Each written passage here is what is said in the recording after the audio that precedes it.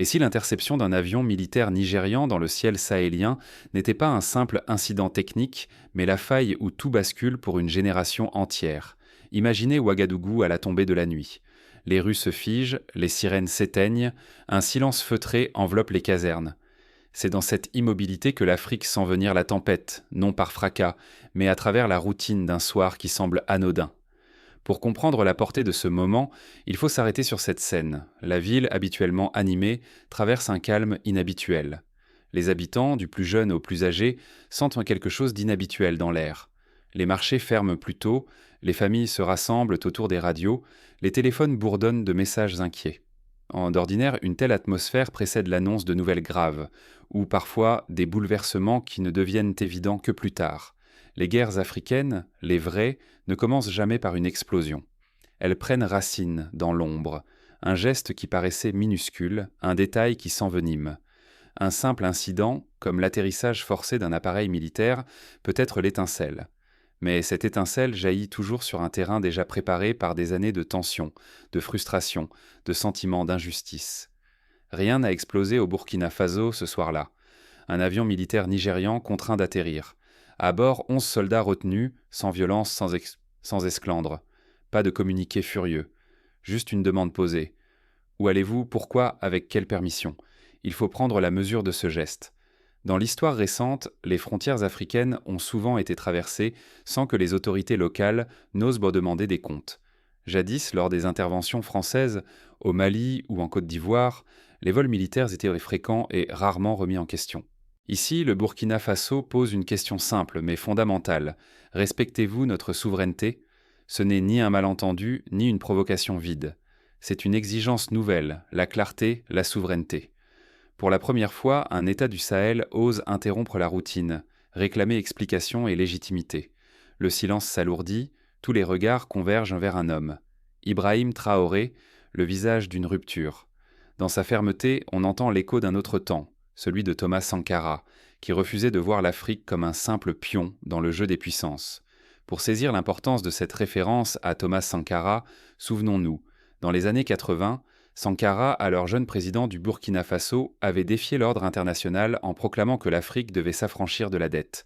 Il avait banni les privilèges, exigé la transparence et affirmé que la dignité africaine n'était pas négociable. Ce souvenir plane sur la scène actuelle. L'exigence de respect, de clarté, de souveraineté n'est pas nouvelle, mais elle prend aujourd'hui une force inédite grâce à la soif de justice d'une nouvelle génération. Ignorer ce non, banaliser l'incident, c'est passer à côté de l'essentiel. Le risque est immense. Voir l'Afrique rejouer ses drames passés, sacrifier la sécurité de millions de vies sur l'autel de l'habitude ou du cynisme et perdre l'occasion d'un nouvel équilibre africain avant même qu'il n'ait pu naître. Prenons un exemple concret. Lors de la crise ivoirienne de 2010, le refus de dialoguer et le recours systématique à la force avaient mené à des milliers de morts et à la destruction d'infrastructures essentielles. À l'inverse, lors du dialogue intermalien en 2020, l'insistance sur la médiation avait permis d'éviter une escalade immédiate, même si la paix restait fragile. Ce sont ces choix, ces bifurcations, qui déterminent le cours de l'histoire. Ce qui s'est passé ici n'est pas une anecdote, mais la preuve d'un basculement. Pour en saisir toute la portée, il faut comprendre ce qui l'a rendu possible. Pour mesurer la charge explosive de ce moment, revenons sur la longue histoire de tension et d'ingérence qui a préparé le terrain. Ce contexte éclaire la portée inédite de ce geste. Comment un simple avion peut-il réveiller la mémoire brûlante du Sahel? Ce n'est ni un incident isolé, ni une banale erreur de navigation. L'atterrissage forcé d'un appareil militaire nigérian sur le sol burkinabé fait ressurgir des décennies de tensions, d'ingérence et de méfiance enracinées dans chaque alliance régionale. Pour illustrer ces tensions, évoquons le souvenir du coup d'État au Niger en 2023, où l'intervention militaire étrangère avait été envisagée avant d'être finalement abandonnée sous la pression populaire. Au Mali, l'intervention française de 2013 avait d'abord été saluée, puis critiquée pour son manque de transparence et ses échecs à éradiquer le terrorisme. La mémoire collective est donc saturée de ces épisodes où la souveraineté locale a été bafouée, parfois sous prétexte de rétablir l'ordre ou de lutter contre une menace commune. Bien avant les indépendances, le Sahel portait déjà les cicatrices de l'instabilité. Coups d'État, guerres internes, interventions étrangères, manipulation de puissance. Chacune de ces blessures s'est gravée dans la mémoire collective, nourrissant une suspicion profonde envers toutes les institutions, qu'elles soient africaines ou occidentales. Pour donner un exemple historique, le coup de centre Kokoï-Louistin au pas en Azé-Chansan. C'est car le coup d'État de 1966 au Ghana, soutenu par des puissances étrangères, avait profondément choqué l'Afrique de l'Ouest. Plus récemment, de nombreux observateurs se rappellent que la partition du Soudan en 2011 n'aura pas suffi à pacifier la région. Bien au contraire, elle a alimenté une longue guerre civile et un sentiment de frustration généralisée. Ce n'est pas la première fois qu'un vol militaire étranger défie la souveraineté du Burkina Faso.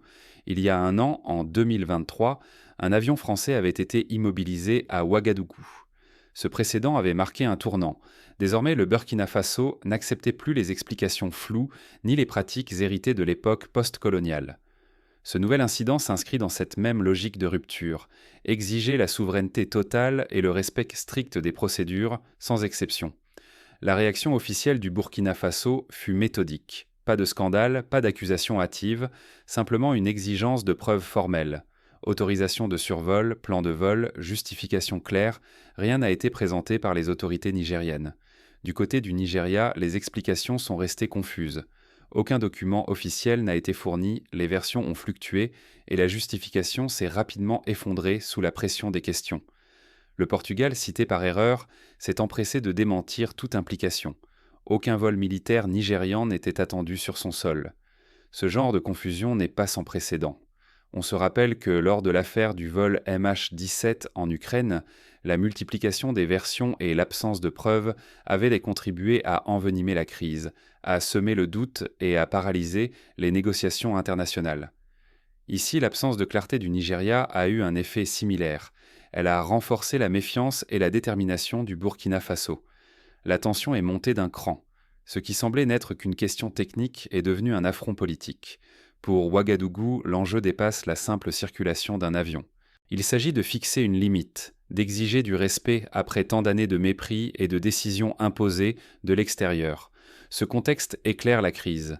Il ne s'agit pas d'une simple querelle administrative. Ne pas comprendre cette histoire, c'est ignorer comment, défi après défi, humiliation après humiliation, s'est forgée une génération qui ne veut plus plier devant l'ordre établi. Aujourd'hui, chaque incident devient un test. Un pays africain peut-il tenir tête, imposer ses propres règles, écrire son avenir ? Mais la fracture ne se limite pas au Burkina Faso et au Nigeria. Elle s'étend invisible mais profonde à toute la région où les équilibres sont bouleversés. Désormais, la souveraineté n'est plus une promesse à tenir. Elle devient une arme, un enjeu vital pour l'avenir de tout le Sahel.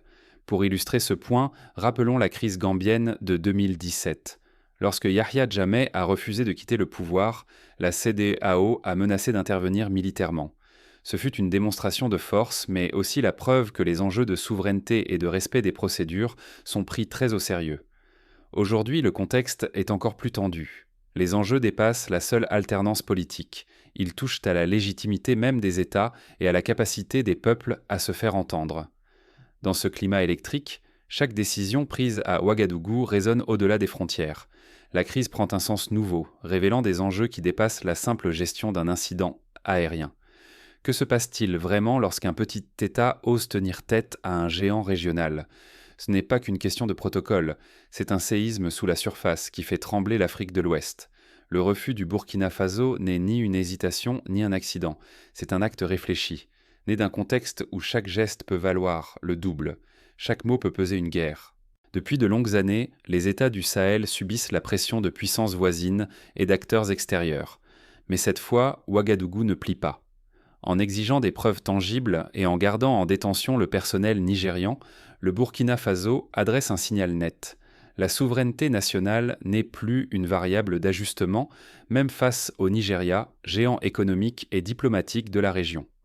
Pour saisir la portée de ce geste, il suffit de se rappeler l'attitude du Burkina Faso face à la crise énergétique régionale.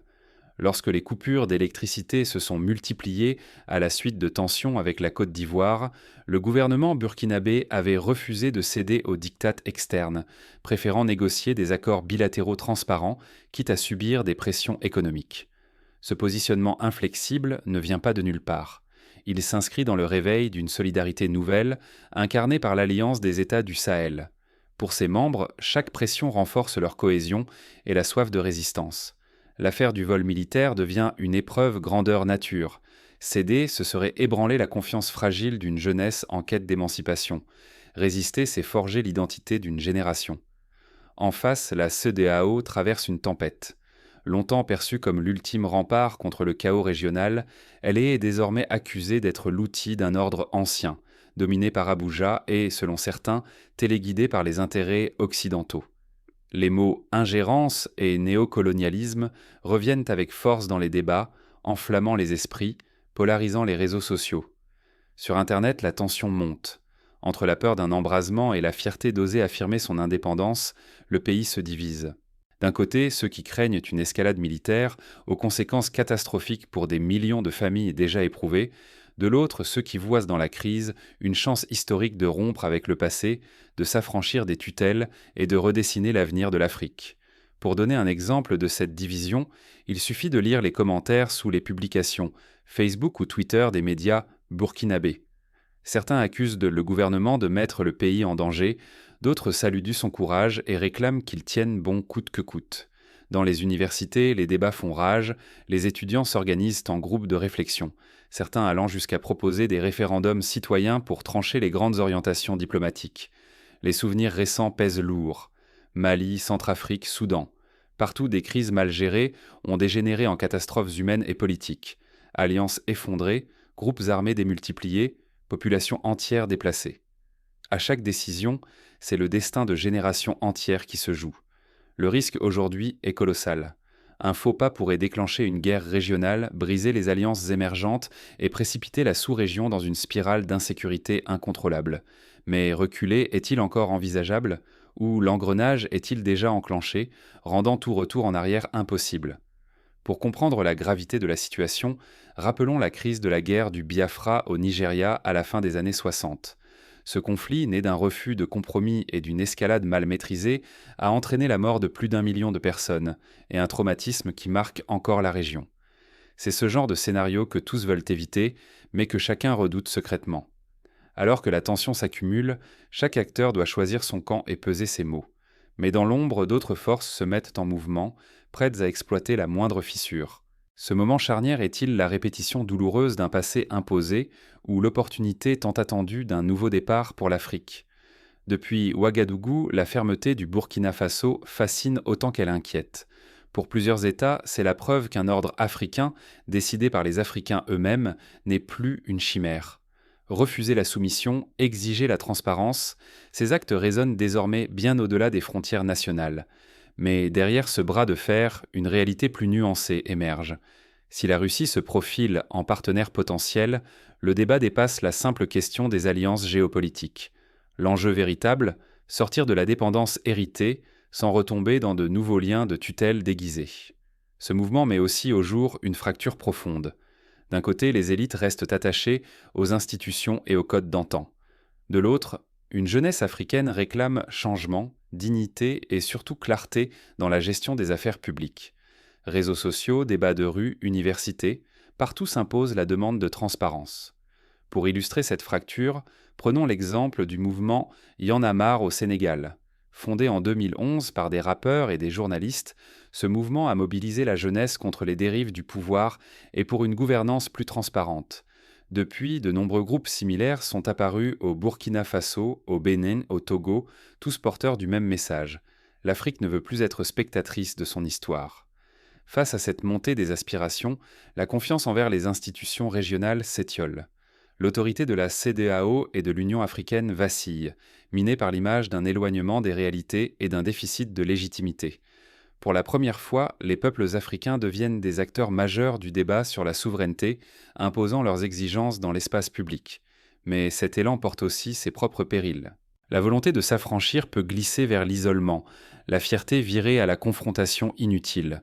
La zone grise entre quête de respect et tentation du repli se dessine avec acuité. Faut-il sacrifier l'obéissance pour une paix précaire ou accepter le risque de conflit et d'incertitude pour conquérir une souveraineté réelle? Ce choix posé aujourd'hui pèsera lourd sur l'avenir africain, pour le pire comme pour le meilleur. Pour illustrer les risques d'isolement, rappelons l'expérience de la Guinée sous Sékou Touré, qui, après avoir rejeté l'aide française en 1958, s'est retrouvé isolé économiquement, subissant des décennies de difficultés. À l'inverse, l'Afrique du Sud, post-apartheid, a su conjuguer indépendance et ouverture, en négociant l'appui de partenaires multiples tout en gardant la main sur ses réformes.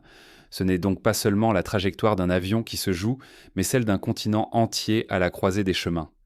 À cet instant, chaque geste, chaque mot des dirigeants devient décisif. Le moindre faux pas pourrait précipiter l'Afrique vers un tournant irréversible. L'Afrique doit-elle choisir entre la dignité et la paix, ou existe-t-il une voie pour réconcilier les deux? Après l'incident de l'avion nigérian au Burkina Faso, cette question brûle toutes les lèvres. Ce n'est plus une simple histoire de frontières, c'est un miroir que le continent se tend à lui-même. Jusqu'où ira-t-on pour défendre la souveraineté sans risquer la stabilité?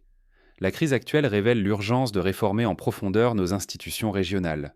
L'Union africaine, la CEDEAO et d'autres organisations sont à la croisée des chemins. Répéter les erreurs du passé ou entendre enfin les voix du Sahel, du Golfe de Guinée, du Maghreb. Les peuples refusent désormais les structures opaques et les décisions imposées. Pour répondre à cette urgence, plusieurs pistes concrètes peuvent être envisagées. Premièrement, instaurer des mécanismes de consultation populaire sur toutes les questions de défense et de diplomatie. Deuxièmement, renforcer la reddition des comptes des dirigeants devant les parlements nationaux et la société civile. Troisièmement, encourager la création d'organismes indépendants d'observation et de médiation pour surveiller les incidents et prévenir les crises. La confiance, aujourd'hui ébranlée, ne se décrète pas avec des discours ou des poignées de main sous les projecteurs. Elle se rebâtit à travers l'écoute réelle des populations, la transparence et le courage de reconnaître les failles du système. Voilà le socle d'une nouvelle culture politique que réclament les jeunes Africains, de plus en plus nombreux à vouloir prendre la parole. Pour illustrer ce point, prenons l'exemple du Rwanda post-génocide. Grâce à une politique de réconciliation nationale, de justice transitionnelle et de consultation des communautés, le pays a su rebâtir une confiance fragile, même si tout reste loin d'être parfait. Ce modèle inspire aujourd'hui de nombreux jeunes leaders africains. Les décisions prises aujourd'hui par les dirigeants africains dépassent de loin le simple incident aérien. Elles touchent à la sécurité, à la prospérité et à la réputation du continent pour des décennies. Un mauvais choix pourrait coûter des milliers de vies, des milliards d'investissements et briser l'image d'une Afrique indépendante et debout. Pour éviter ce piège, il est essentiel de privilégier la diplomatie, la médiation et la recherche de solutions africaines aux problèmes africains. Cela suppose de renforcer les outils de prévention des conflits, de soutenir l'éducation à la paix et de développer les échanges culturels et économiques entre États voisins. Il est urgent d'ancrer la diplomatie africaine dans le respect réel des peuples plutôt que dans la peur ou la logique du plus fort. Refuser l'arrogance, c'est ouvrir la voie à une coopération sincère et à la résolution des conflits par le dialogue. La dignité ne doit pas s'opposer à la paix. L'Afrique a le droit d'exiger les deux. Face à ces enjeux, une nouvelle génération africaine refuse les solutions toutes faites, ou les compromis dictés d'ailleurs. Elle veut inventer ses propres réponses, repenser la souveraineté dans un monde où tout est lié. Cette génération n'acceptera plus de modèles imposés qui n'ont conduit qu'à la division et à la crise. Pour que cette volonté se traduise en actions concrètes, il est nécessaire d'investir dans l'éducation civique, de soutenir la presse indépendante et d'encourager la participation des femmes et des jeunes au processus de décision. À titre d'exemple, la mise en place de forums citoyens dans plusieurs villes maliennes et burkinabées a permis de recueillir des propositions innovantes sur la réforme de la sécurité régionale. Le danger le plus insidieux, c'est l'incompréhension, cette faille invisible qui nourrit les désastres politiques. Tant que le dialogue sera évité, tant que la méfiance dominera, chaque crise deviendra la matrice de la suivante. L'histoire l'a prouvé. Ce n'est jamais l'incident qui détruit, mais l'incapacité à se parler.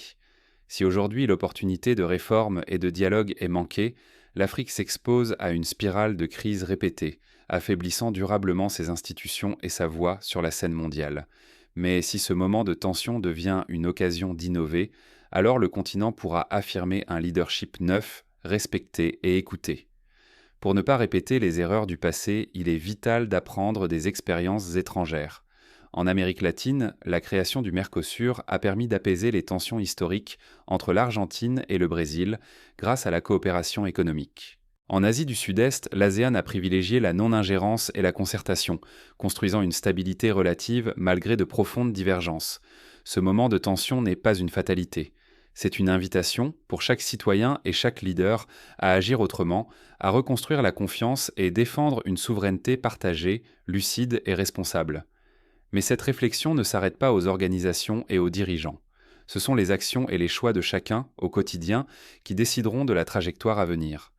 Pour passer de la réflexion à l'action, chaque citoyen peut s'engager, en s'informant de manière critique, en participant aux débats locaux, en soutenant les initiatives de dialogue intercommunautaire. Les enseignants peuvent intégrer l'histoire des crises africaines dans leurs cours, les journalistes peuvent mener des enquêtes sur les enjeux de souveraineté, les entrepreneurs peuvent miser sur la coopération régionale plutôt que la concurrence stérile. L'histoire ne s'écrit jamais sans vous. L'Afrique est aujourd'hui à la croisée des chemins. Que décidera-t-elle, la prudence d'attendre ou l'élan pour bâtir un avenir qui lui ressemble? Prenons l'exemple de l'Afrique du Sud, où la mobilisation citoyenne contre la corruption a permis de faire tomber un président. Ou encore du Ghana, où les médias libres ont joué un rôle crucial dans la surveillance des élections. Ces exemples montrent que l'implication de la société civile est déterminante pour éviter les dérives et consolider les acquis démocratiques. Derrière ce qui semblait n'être qu'un incident d'aviation se cache bien plus qu'un vol dévié ou une simple incompréhension diplomatique. Ce sont les fondations mêmes de la souveraineté, du respect et de la dignité africaine qui tremblent sous la pression, entre le ciel du Sahel et les regards du monde entier. Chaque décision pèse lourd. Renoncer à demander des preuves, accepter la facilité du compromis ou la routine, c'est consentir en silence à ce que d'autres dictent le sort du continent, à perpétuer le cycle du soupçon, de l'ingérence, du contrôle étranger. Mais réagir dans la précipitation, céder à la colère ou à la peur, c'est risquer d'embraser la région, de fracturer les sociétés, d'ouvrir la porte à des conflits sans fin. Jamais l'Afrique n'a été aussi proche de reprendre la main sur son histoire. Jamais non plus les marges d'erreur n'ont été aussi minces. Laisser passer ce moment, c'est risquer un retour à la spirale fatale, perte d'autonomie, intervention extérieure, population sacrifiée, ressources accaparées, espoir brisé, encore et toujours, le même refrain tragique. Mais qui, sinon vous, fera basculer la balance? Les gouvernements ne suffisent pas. Les voix citoyennes, la vigilance collective, le refus de l'oubli ou de l'indifférence, voilà ce qui change la crise en renaissance. L'engagement n'est pas un slogan, c'est le seul rempart contre le retour du passé. Pour renforcer cet engagement, des actions concrètes sont possibles. Organiser des campagnes d'information sur la souveraineté nationale, encourager la création de groupes de veille citoyenne, soutenir les artistes qui dénoncent les injustices et promeuvent l'unité africaine. Les choix d'aujourd'hui dessinent l'Afrique de demain. Pratiquer la transparence, la cohérence, l'exigence, c'est refuser d'être relégué au rang de figurant dans l'histoire de son propre continent. C'est rappeler à chacun, voisins, partenaires, puissances étrangères, que la souveraineté n'est pas une faveur, mais un droit fondamental, non négociable. Ce moment vous appartient. Il ne reste qu'à espérer que la peur du désordre ne l'emporte pas sur la volonté de bâtir un avenir digne. L'Afrique n'a pas à choisir entre l'isolement et la soumission, mais entre la mémoire de ses blessures et l'audace du renouveau.